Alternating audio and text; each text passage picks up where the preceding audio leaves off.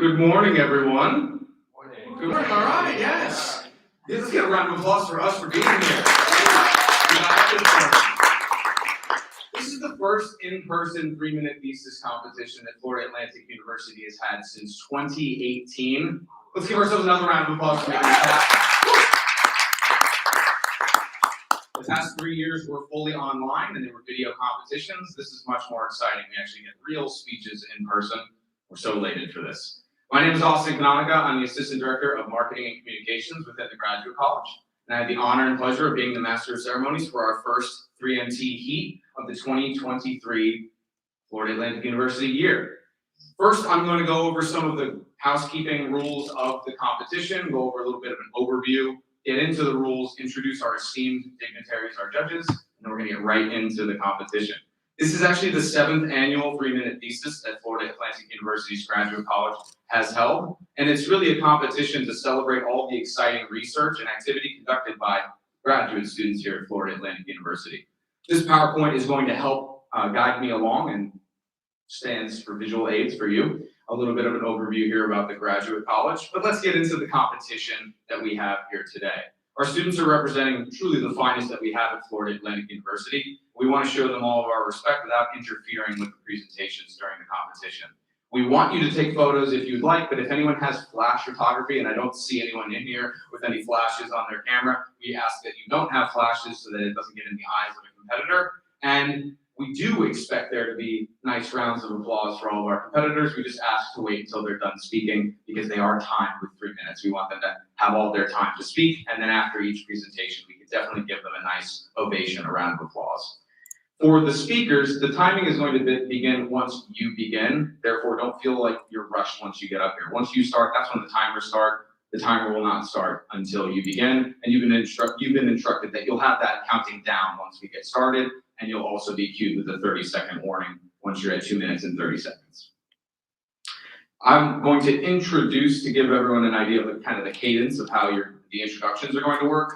I'm going to introduce the presenter, then give the college that they're from and the title of their presentation. After that, I'll ask the presenter if they're ready, and then they can come up to the stage. I'll make sure that the microphone is at a good height for them, and then again, once they begin their speech is when the actual presentation will begin. Okay, now I'm going to go over some of the rules of the 3-minute thesis. First, 3-minute thesis was founded at the University of Queensland in Australia, and now there are over 100 over 100 participating universities all over the world. We get into some of the rules right now. Every graduate student is eligible to compete as long as you are currently enrolled and you're an active student. For the rules of the 3-minute thesis competition, I think that's what I'm getting into next, right, Jonathan? Oh, we can go over the event details.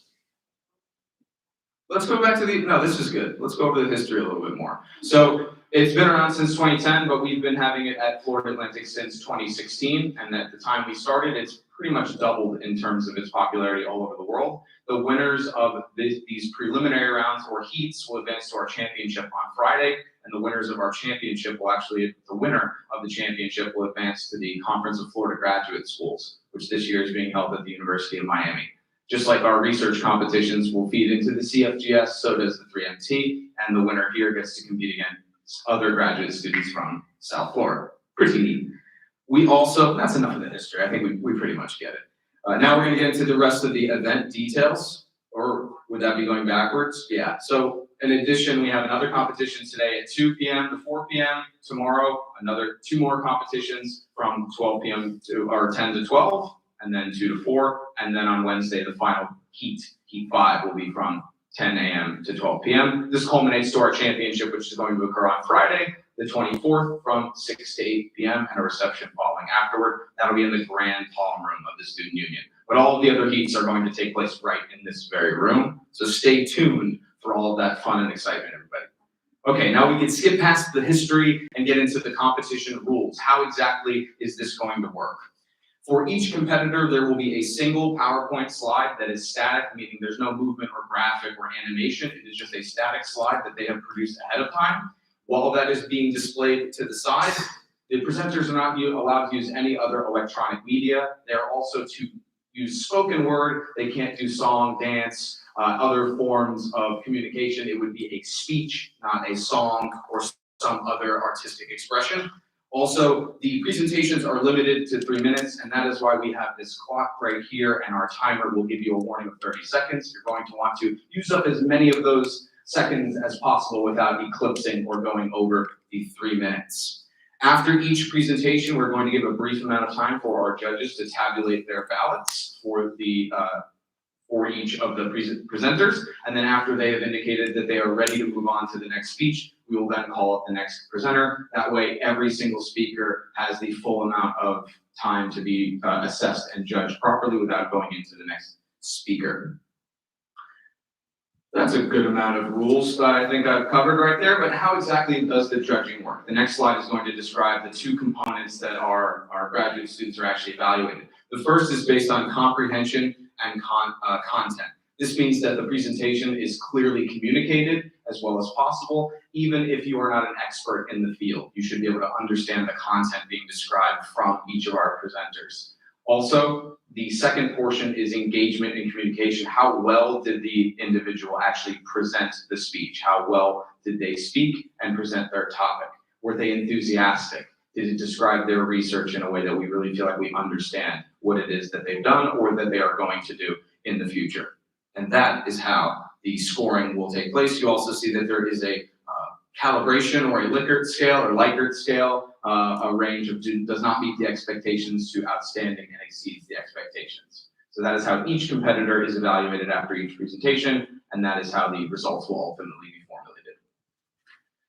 We do want to thank also our volunteers and sponsors. We obviously have the wonderful staff here of the Graduate College. We also have our faculty and staff that are helping us as judges. The student union staff has been absolutely amazing as well. And as you can see here, so many divisions and all of the academic colleges from the university have contributed or collaborated with us since 2016 up until this year, and we greatly appreciate the collaboration. Because the Graduate College is a service college, we are here to serve every unit as best as possible, and this is another area where we definitely get a lot of support from the other units on the campus. So thank you so much to everyone else that's participated, volunteered, donated, and sponsored in any contributing way to this event. We greatly appreciate it. Now we're going to cover who our judges are, our esteemed judges that we have here front and center. I have the honor and privilege to introduce them right now. First, we have Dr. Bobby Dersch, who's a postdoctoral fellow of FAU in Chemistry Biochemistry Department. Let's give it up for Dr. Dersch. We also have Dr. Sarah Nielsen, who is an instructor in the College of Business Communication. Dr. Nielsen.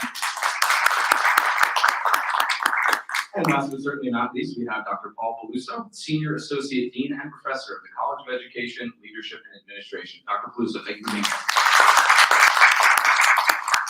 Okay, enough hot dogging and grandstanding for me. You've already heard more than enough of me. I think we're oriented, we're ready to go, and the competitors look completely relaxed, not nervous at all. They're ready to get into this. So just like we talked about, we're going to introduce each student one at a time. I'm first going to say their name, which college they're from, and pronounce their title to the best of my ability. Then we're going to give them a nice round of applause when they get up here. I'm going to make sure that their microphone is at the right height, and then you start when you're ready. The timer will not start until you start, so take your time. Don't feel rushed. Okay. Is everybody ready? Yeah! Okay.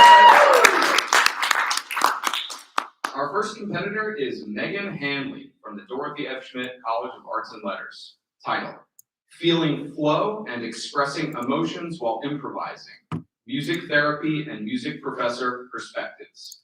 Please help me welcome Meghan Hanley.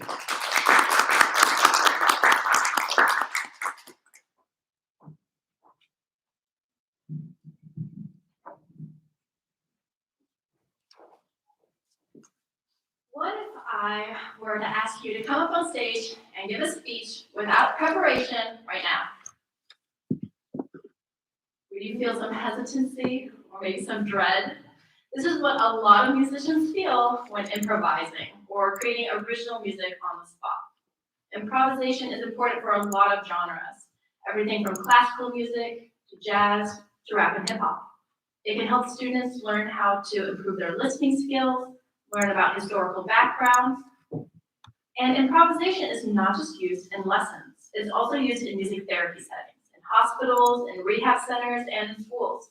And it's used to improve emotional expression and social interactions. My question was then, how does improvisation vary from lessons to music therapy settings? What are the things that therapists and professors value in the improvisations, and how are these values reflected in their activities? So I interviewed 4 piano professors and 4 music therapists, and across all the interviews, found 2 things in common. They were emotional expression and flow, feeling confidence and focus while improvising. Despite these common values, their activities were vastly different. Piano professors mainly focused on compositional skills, learning which notes go well together and teaching students which patterns are common in improvisation. In contrast, music therapists focused on these skills, these 2 values. For emotional expression, they encouraged clients to improvise on a personal memory, or maybe on an emotional story plot. For increasing flow, they taught their clients relaxation skills, things like deep breathing. They were also more common to verbally process the experience of improvising, what the clients were thinking and what they were feeling. More research is needed in piano pedagogy for these 2 elements. When you look at current publications, articles, and books, it mostly focuses on composition. Yet these are very highly valued skills, emotional expression and flow. And we need it not just so musicians can dazzle their audiences, but also that way the experience of learning to improvise can become less stressful and a lot more accessible for musicians of all ages and all levels. You know, improvisation teaches more than just musical skills. It teaches flexibility, problem solving, being confident, right? And it gives an outlet for emotional expression. And I think the future for it and teaching it lies in music therapy research. Thank you. Yeah.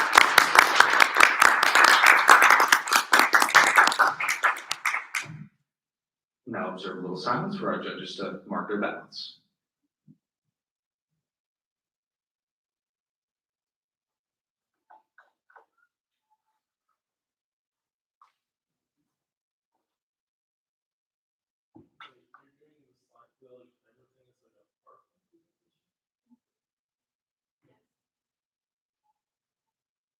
Found out our secret. Could have used like Google as well.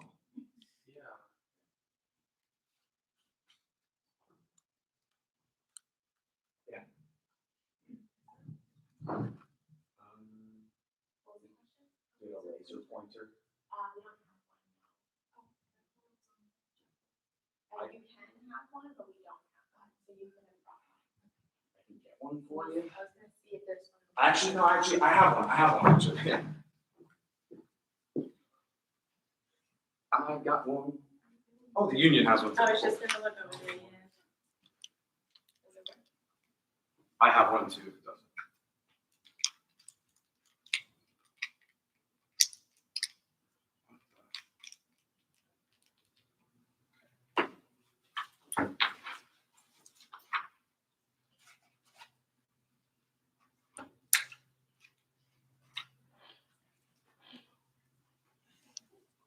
It's really light in here. Like you see it. I'll just screen. You still want to use it? You see it. It may not show up very much anywhere. Sorry about that. I know that they like really newly did these TVs.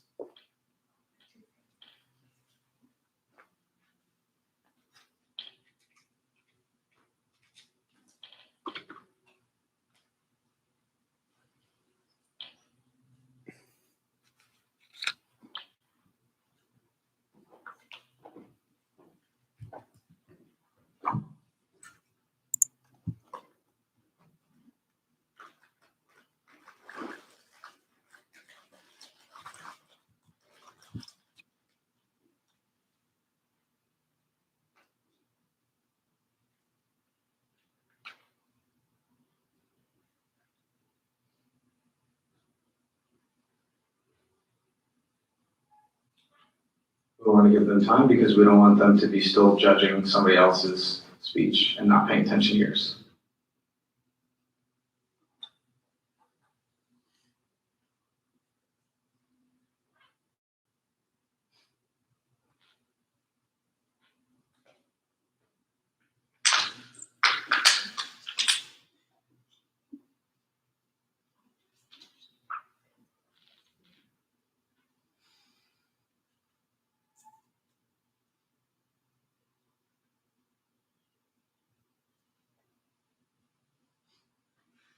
Okay, we are ready for our next competitor. Who's not hearing? Okay. Our next competitor, Michael Ostroff from the Charles E. Schmidt College of Science, Fractal Flow.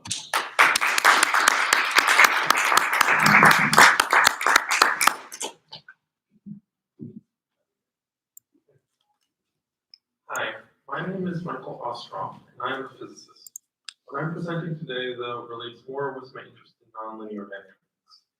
Fractal flow is a phenomenon I stumbled across when playing around with Julia sets, and how they shift around when C is varied slightly. For those who don't know, Julia fractals are made by running an iterative mapping over and over again. Usually that function is z squared plus c. Each point either diverges to infinity or stays bounded. The amount of iterations till a point diverges allows you to create an integer value fractal and color it based on that. Anyways, I want to see if I could use this apparent movement from changing C to make a function which maps the output of the Julia set from one value of C to another. As you can see, the result is too complicated to do that. Wanting to quantify this motion, I figured out that I needed a formula to find out how much z0 needed to change in order for some function of z0 to remain constant. That function was the infinity, despite the fact it generally doesn't converge to a set value. You can see the iterative formula to the side on the screen, as well as how one might implement it in Mathematica. The fractal flow forms a complex valued function when used on this domain. However, when calculated for an ND fractal, it will output an ND vector. So a modelable fractal would create a 3D vector field. Back to our case though, this function will converge outside the Julia set, but will diverge to complex infinity inside of it. The function is characterized by an infinite amount of poles and zeros. White means complex infinity, whilst the color means argument of the complex number. This fractal flow uses the standard z squared plus c formula with c on the edge of the Mandelbrot set. As you can see, it's self-similar. I don't know if anyone stumbled across fractal flow before, or if it already has a name. I found no evidence of it though. Then again, I don't really study this officially, so that doesn't much. Fractal flow provides a new way to create non-integer fractals in an NP domain. All right.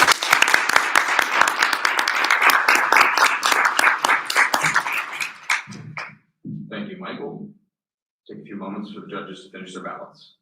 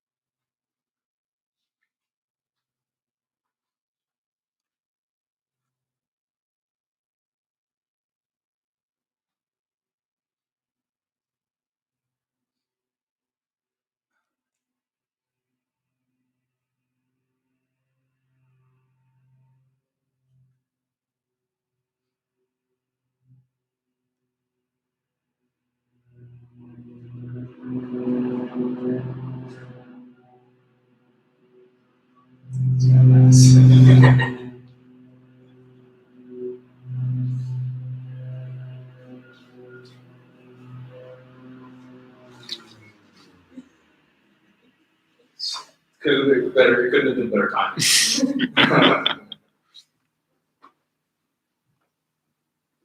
was a disturbance like that. Theoretically, that you would just keep going, but if there is like a technical difficulty or something like that, like the power glitches or something like that, we would let you restart. If something is truly awful, yeah, it's out of your control, but we'll hopefully nothing like that will happen. We now have our next competitor, Kayla O'Brien from the Charles E. Schmidt College of Science, microplastics in mangrove and beach sediments on Southeast Florida barrier islands. Let's give it up for Kayla, everybody.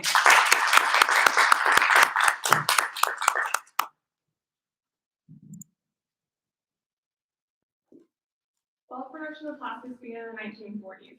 The synthetic material was marketed as being cheap, easily shaped, indestructible, and environmentally friendly. Fast forward today, annually over 380 million tons of plastic is produced. Half of this plastic is manufactured for single-use products, and 2 million tons ends up in our oceans every year.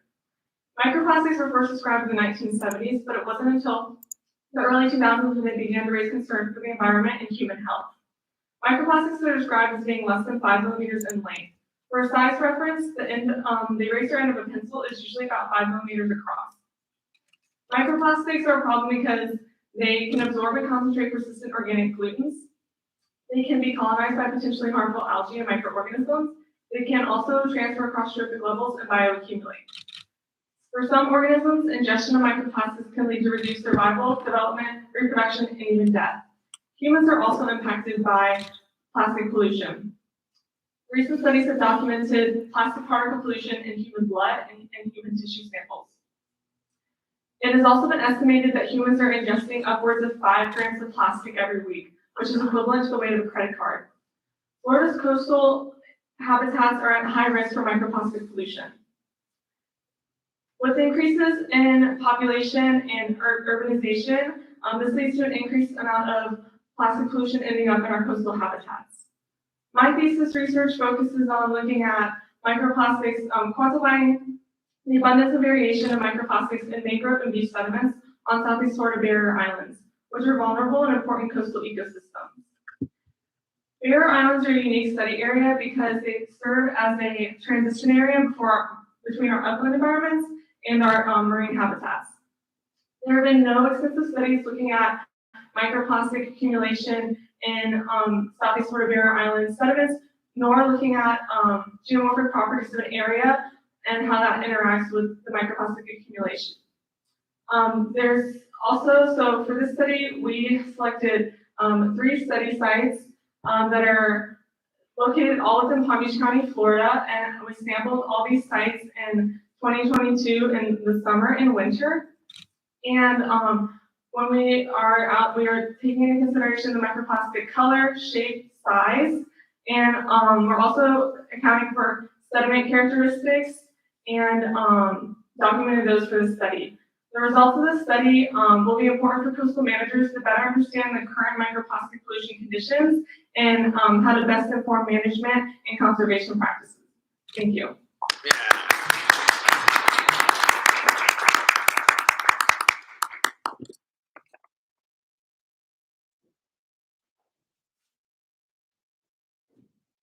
You know the drill. We'll wait until the next lawn maintenance person comes by.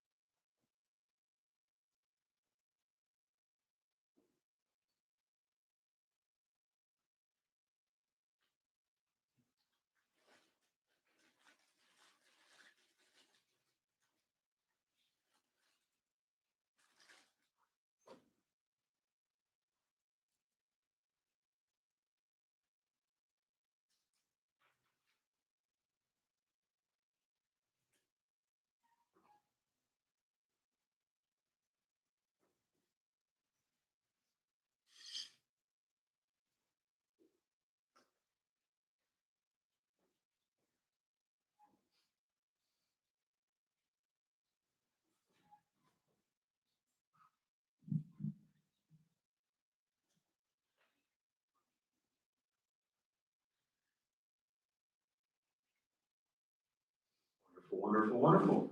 Moving on to our next competitor, Margaret Rodrigue from the Charles E. Schmidt College of Science. Ichthyoplankton recruitment within mangrove-dominated mosquito control impoundments. Let's give it up for Margaret.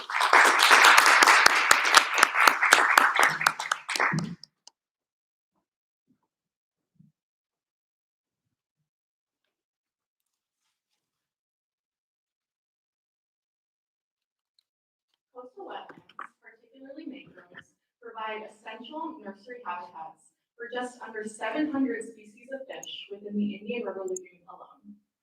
However, in the 1950s and 60s, much of the salt marsh and mangrove wetlands within the lagoon were impounded for mosquito control purposes. As you can see on the far left, this is a picture of one of my impoundment sites. So on the outer edge of the mangroves, there's a dike, and then within the border of the dike, there are implemented ditches, which are periodically pumped with water from the surrounding lagoon.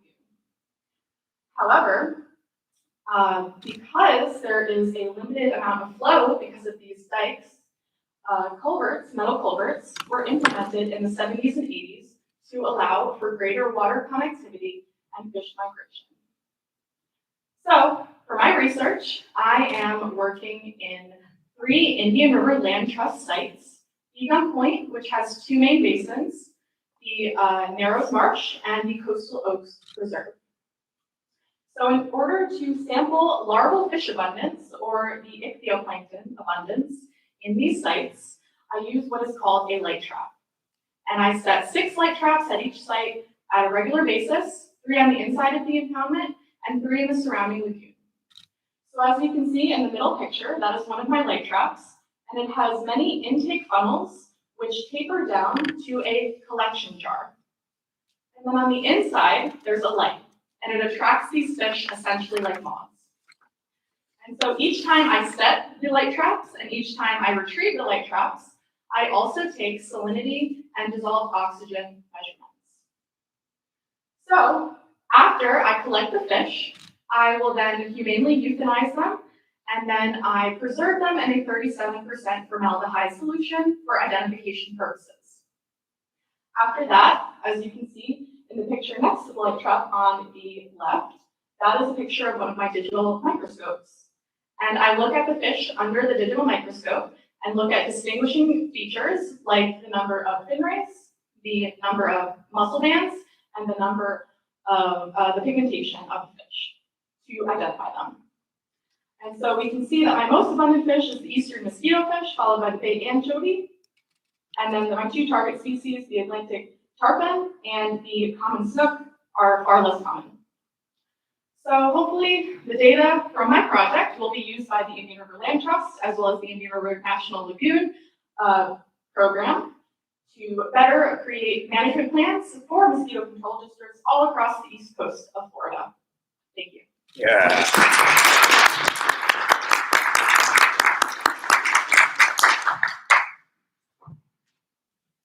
Great job. We'll observe a minute of silence, a moment of silence for the judges.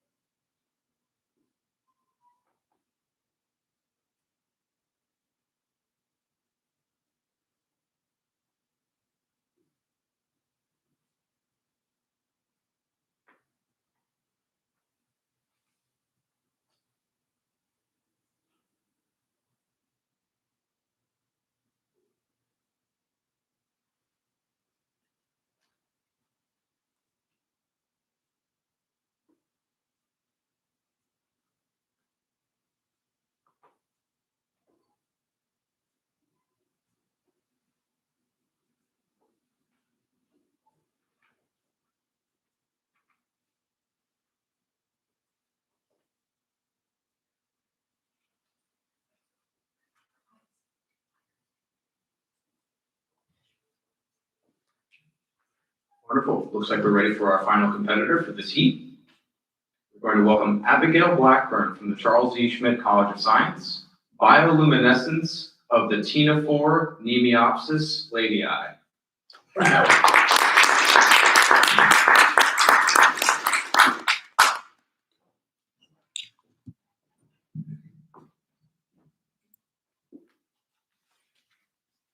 So bioluminescence is light produced by an organism. It's one of my personal obsessions. Each organism has a specific signature of light that it will produce, both in wavelength, intensity, and duration. And I'm looking towards what is this certain individual's kinetics. So I'm looking into the ctenophore Nemiopsis ladii. Ctenophores are separate from cnidarians or other jellies because they don't sting. And this rainbow effect is actually not produced by the organism. It's a iridescence of light refracting off of its telomeres. It actually produces this arrow pointing next to it, this bluish greenish color. And it produces it when it's stimulated. So in my project, I look at the stimulation of the ctenophores in a couple different methods. One of the methods is using a UBAT, or an underwater bioluminescent assessment tool. This is like a tiny handheld vacuum that it takes in situ measurements, sucking up water and creating a turbulent flow within an integrating sphere. And that integrating sphere helps collect the light that is stimulated and quantifies it. Another method is using an integrating sphere on its own, which is kind of like a small mixing device. And that helps me quantify the total bioluminescent potential that this organism can have. I can measure it on all angles and all sides. And the third method is using a pipe flow. So I put these little organisms inside of a tube, and I can measure their shear stress levels and quantify it to find the minimum amount of force required to cause them to bioluminesce. Using all of these methods, I can help quantify their specific signatures and what would be needed to get them to bioluminesce.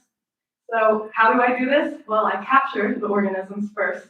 I use kayaking methods and a Tino dipper, which is basically a stick connected to a small bucket. And I've learned to culture them in the lab through a lot of trial and error.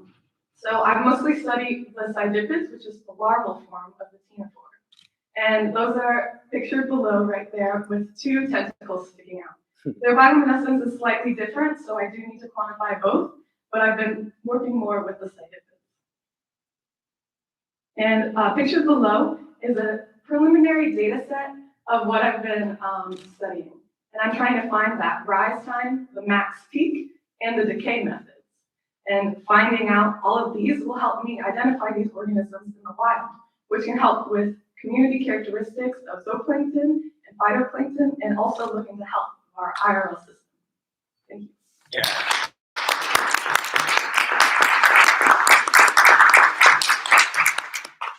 Great job to all of our competitors. We'll just maintain silence while the judges finish their ballots, and then we'll give you guys a huge round of applause collectively afterward.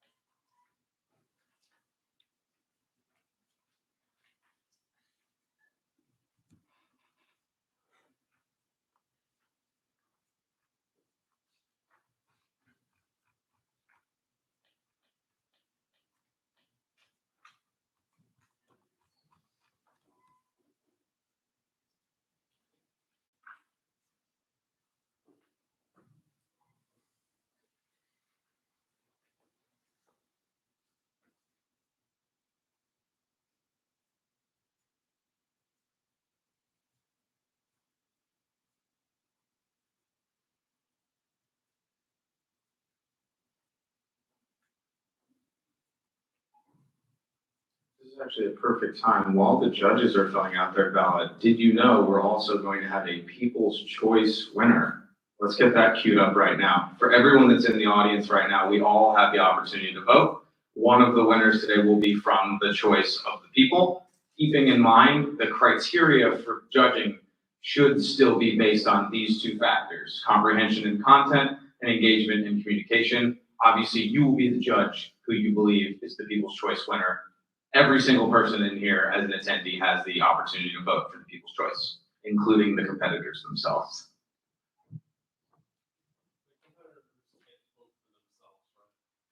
If I were you, I would. Yes, you may, absolutely. You could vote for whoever you'd like.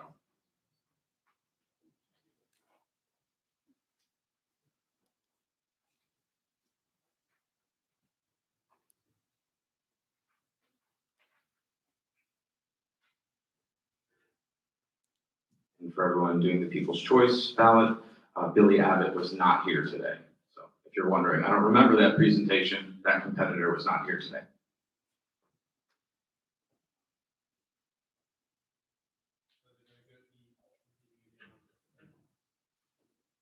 No, they withdrew from competing.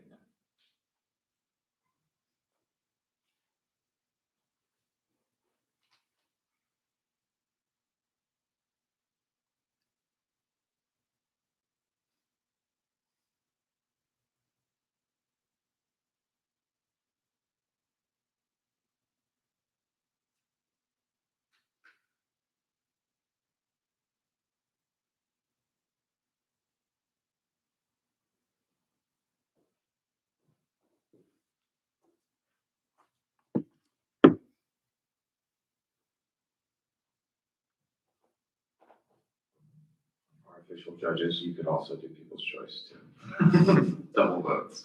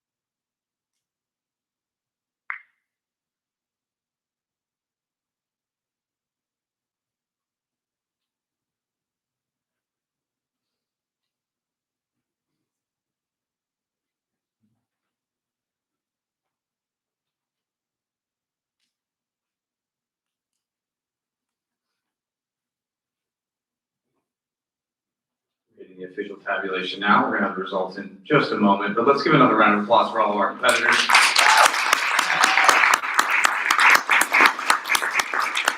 Again, we haven't done this in quite a while, and we're so happy to be back in person for this event. Each of you did an absolutely amazing job, and it's evident how intelligent all of you are. Thank you for spending the time, not only doing that research at the university, but taking the time to present it to us today. It was absolutely amazing. And all of you deserve to be advancing to our championship on Friday. There's no doubt about that.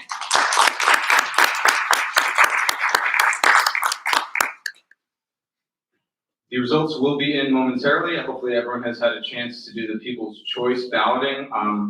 After we announce the winners, we also are going to do some photos up here. So if everyone doesn't just run away immediately, we'll do photos. And if we do a photo with all the competitors, that'd be wonderful too. Actually, let's go ahead and do that now. Would all of you like to come up? We can take a picture really quickly. Photo, you get ready for this one? Sure. Okay, cool. So this is before the winners announced. Everyone's still, we're all neutral here. So if everyone can just come up here, we're doing a group photo of the competitors. Do you want to take these and now take these? So you take it from that one. Okay, yeah. Get it from the center. True. Wonderful. Perfect. You just get together a little bit more. That way we get the 3MT. Oh, yes, that's what I'm talking about. Get it from the center, right behind the judges. So this is our guy. My head will do reflection, unfortunately. Glad you got it.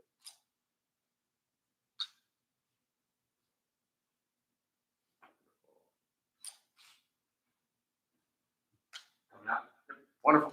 All right, give it up for them one more time.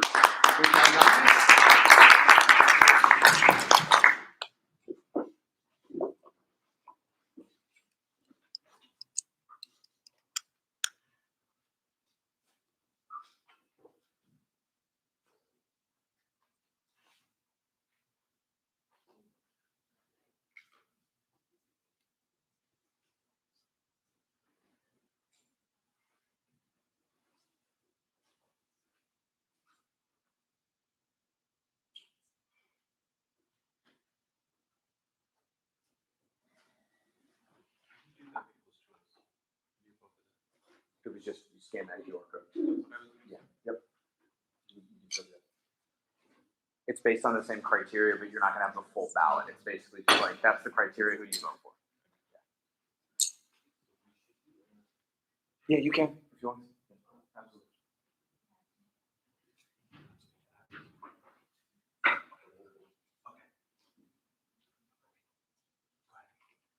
Or, yeah.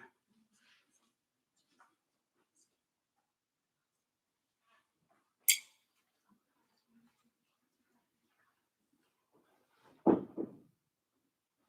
just gonna buy a little bit more time. We had to go collect one of the awards from the office, so. Fresh off the presses, this medallion.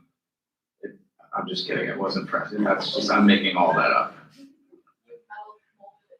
Yeah, see, we're forging it in the graduate, in the kiln, we're forging it right now. Have a graduate assistant on that. Austin, are you still involved in Toastmasters? Yes, I am. Okay. Yeah, Is it still Thursday night? Thursdays from 5:30 to 6:30, right there in the House chamber. So, yes.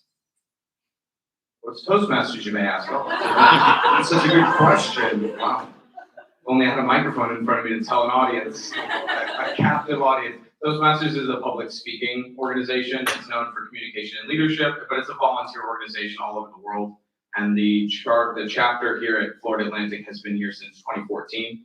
It's just all about getting over the fear of public speaking. So an hour a week, we practice speeches and try to have as much fun in the process. No, it's okay. Yeah, there are speech contests. Yes, so every club has contests and there are different types of contests and then they kind of feed into like future competitions of other clubs in the area. Yeah. Where we are right now is in District 47, which is Southeast Florida and the Bahamas. So our district actually has the entire country of the Bahamas in it as well. And our competitions ultimately would feed into a competition including the Bahamian clubs, which is super cool. Yeah.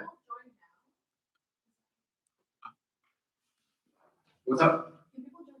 Yeah, absolutely. Mm-hmm. Anyone could join. If you want to join, you're in. Oh, you would just go to our YouTube channel.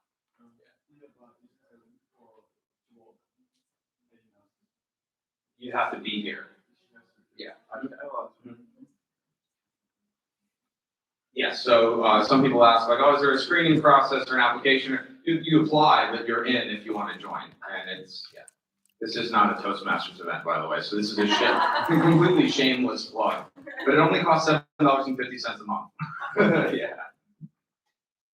Yeah, it's a lot of fun. Great network of people, and I've seen a lot of people come through absolutely petrified to speak, and they become a lot more confident. That's really what we're doing. Okay, cool. The moment you've all been waiting for. Well, Jonathan, if you can cue up the next slide, because these are the scholarship prizes specifically. Our second runner-up will receive a $250 scholarship. First runner-up will receive a $500 scholarship. Each winner will receive a $1,000 scholarship, and the People's Choice winner will receive a $500 scholarship. Each of these representatives, second runner-up, first runner-up, Heat winner, and People's Choice will be able to advance to the championship on Friday, not just the champion. That's the way we're going to do things. Okay. Do we also have the People's Choice known as well? Okay. By the way, our event organizer, Elizabeth Weber, is absolutely amazing, and I'm going to embarrass her right now. Let's give her a round of applause. You've seen the emails, probably the text message and smoke signals. Any way she was able to get a hold of you.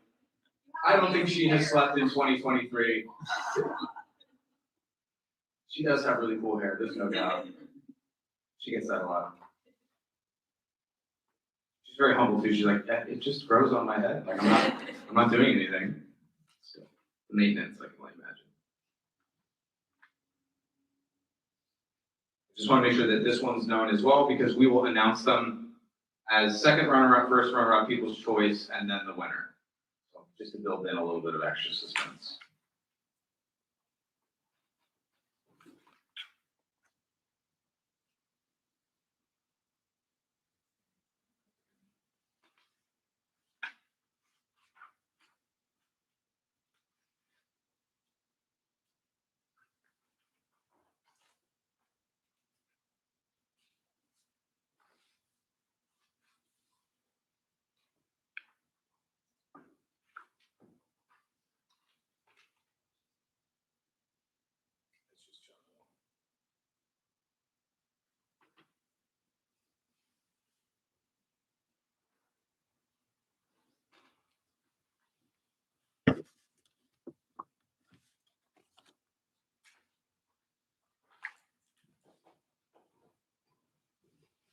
Okay. So after each one, we'll do a round of applause, and then we'll do a photo at the very end with each award. Or we can do each award as I presented, right? Okay, cool. Let me go get them.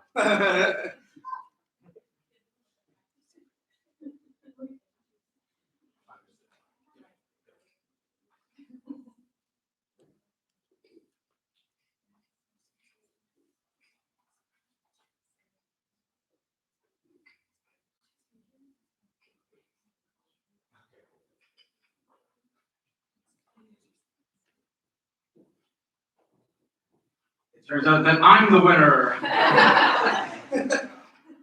Part of me really does want to run away with these because these are super, super cool. We are going to begin with the second runner-up.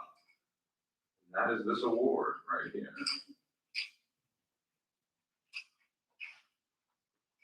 Okay. The proverbial drum roll. Our second runner-up of heat number 1, 2023 3-minute thesis competition is Abigail Blackburn. Abigail.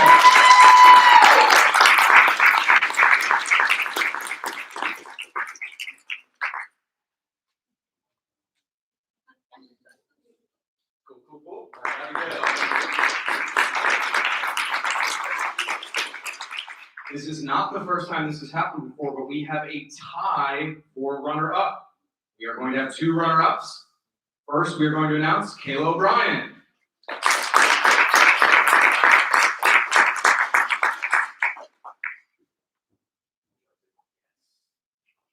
Just like the Olympics. Our other runner-up, Margaret Rodrigue.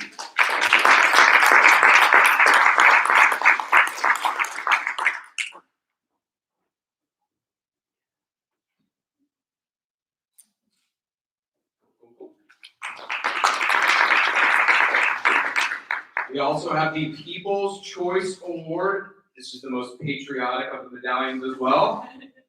Kayla O'Brien.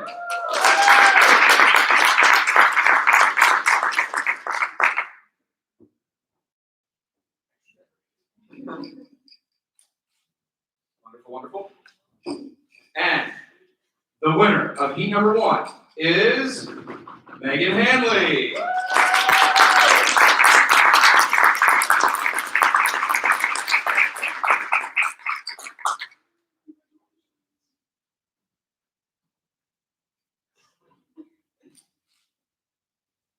Wonderful. Congratulations to all of our competitors for competing today. Good job.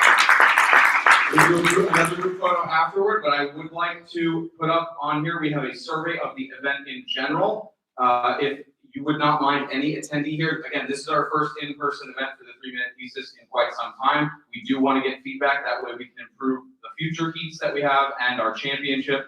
Any feedback you have for us would really be helpful for us. And also, all of the individuals with the medallions are going to be competing on Friday, but regardless, the championship is open to everyone. We do ask that you register because space is limited in the student union. Therefore, for the championship, it is still a free event. We want as many attendees as possible, but you will need to register for that event to reserve your spot. It's going to be a great time. That's this Friday from 6 to 8 p.m. with a reception afterward.